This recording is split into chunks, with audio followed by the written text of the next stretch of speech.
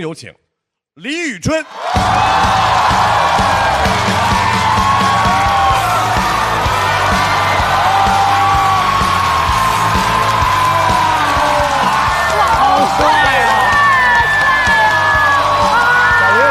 跨年晚会的领奖。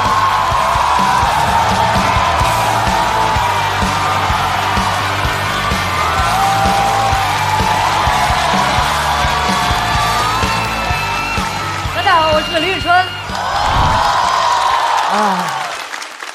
我这次来参加脱口秀，是因为我看了很多这里女演员表演的段子，他们让我这个 I 人呢，也有了自己想要表达的一种冲动。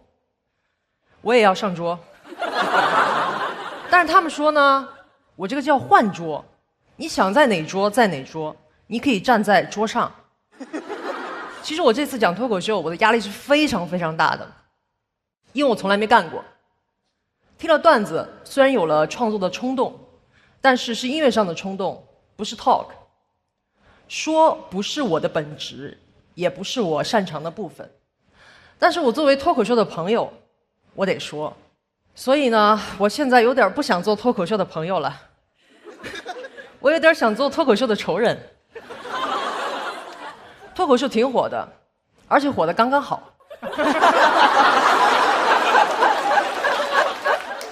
我之前碰到过徐志胜2次，第一次擦肩而过，我叫他徐志胜，他拔腿就跑。第2次是在健身房里面，我同样的叫了他的名字，他拔腿就跑，我也拔腿就跑，我们俩跑了很久，因为我们俩都在跑步机上。我只是在跑步，但是志胜呢以为我在追星。今天在这里，我顺便澄清一下，志胜，我不是你的粉丝，我是步惊云的粉丝。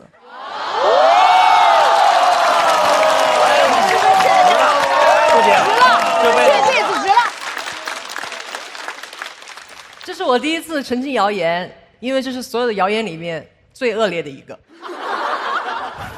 其实从出道开始呢，关于我的谣言就有很多。20岁说我是牛奶大亨的女儿，30岁说我嫁给了法国老头，40岁说我被命运彻底的击倒，坐上了轮椅，财产无人继承。相比之下呢，我觉得还是微博的热搜比较友好。他们只是在问谁给李宇春穿了裙子。我正式回应一下，我自己穿的。而且我要做一个科普，裙子呢是一种围在腰部没有裤腿的服装，不是人的第2性征。无论一个人穿不穿裙子，都不值得上热搜。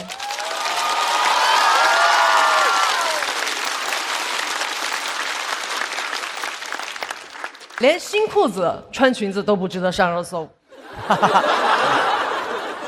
我穿什么呢？其实一直是我自己选的，即使是一些时尚的活动。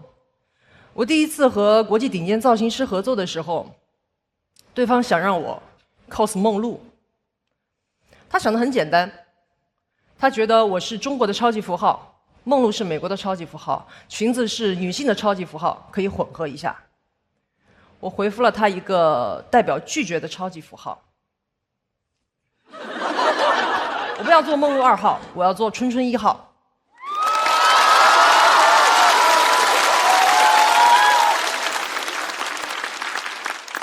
之前拍一个品牌的广告 ，slogan 是“你值得拥有”。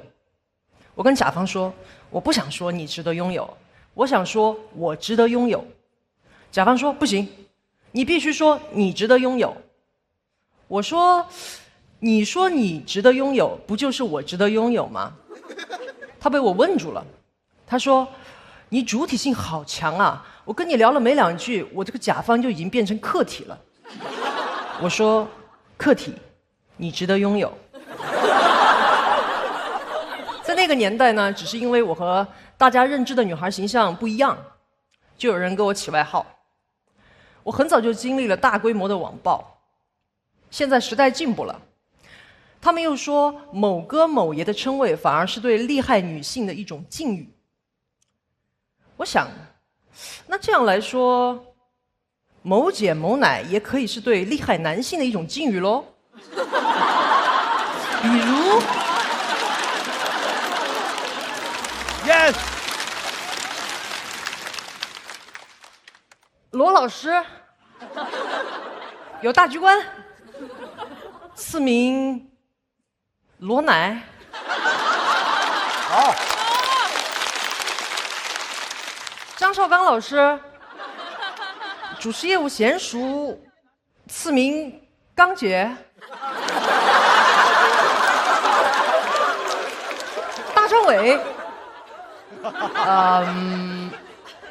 你只是一名歌手，就做一个普通的老师吧。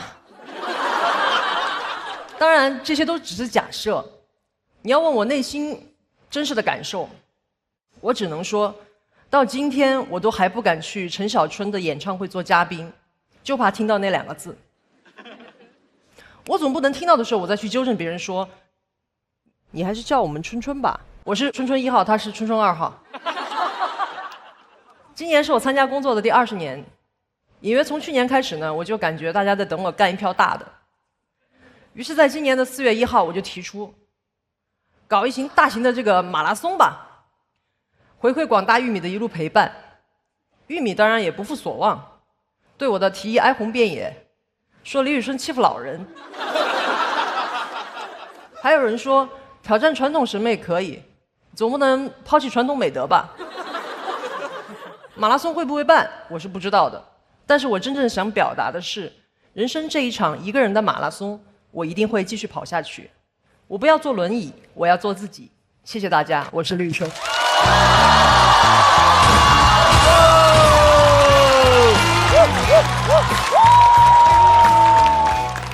春春第一次说脱口秀啥感受？我之前其实想带了一个乐器来这个舞台，叫退堂鼓。对，但是还好没用上。然后我其实在后面准备的时候一直在看我的心率。我的心率其实已经进入到燃脂心率了。哇塞！我是觉得真的是挺紧张的。而且春春还给大家准备了一个惊喜将会在本赛段结束的时候送给各位啊！再次热烈的掌声，欢迎春春加入笑选。谢谢春春。在此之前，我想多问罗老师一个问题：之前你和春春老师认识吗？不认识，但是我们还是有一些渊源和交集的。比如，当年我们做锤子科技的时候，中途我们想找一些非常有个性的公众人物来做一个代言，所以我们市场部当时也找过李宇春老师，然后找到他的时候，他们团队就拒绝了，但原因也不知道。要不你今天跟我们分享一下？哇！你是那时候就看出要倒闭了？没有，我当时觉得锤子手机是一个特别有个性的一个品牌但是因为我不知道大家能不能感知到，但是我作为一个四川人，说你不说，我可能有点没有办法去跟我的这个家人，我妈妈亲戚说，我代言了个锤子，代言个锤子啊，这个在四川是骂人的，对，是因为我想着要是那个广告，就是满大街都是，我有点没有办法，没法见家乡父老了。有点没法解释。我顺便说一下，我老婆是你的铁杆粉丝，支持了20年了，所以我当时特别喜欢，就觉得非常有兴趣，特别喜欢。